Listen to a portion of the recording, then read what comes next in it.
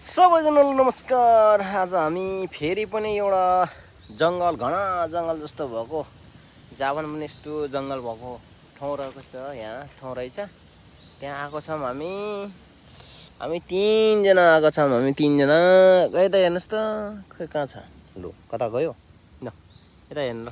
तीनजना आएको छौँ। तीनजना मिलेर यहाँ हामी घुम्न आएको हो।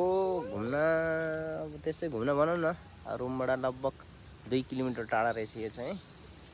अब हामी चाहिँ यसो घुमेर घुमघाम गरेर जाने हो। अब यस्तै छ। अब खै कस्तो कस्तो जङ्गल जस्तो रहेछ के यहाँनिर त। यहाँ कस्तो कस्तो घरहरू, घर जस्तो पनि के टहरा हो कि के हो बनाएको रहेछ यहाँ। सबै के बनाएर राखेको रहेछ। ल यस्तै छ। अब कहिले कहिले अब मुड फ्रेस गर्नु पर्यो, जङ्गलमा फ्रेस हावा खानु पर्यो।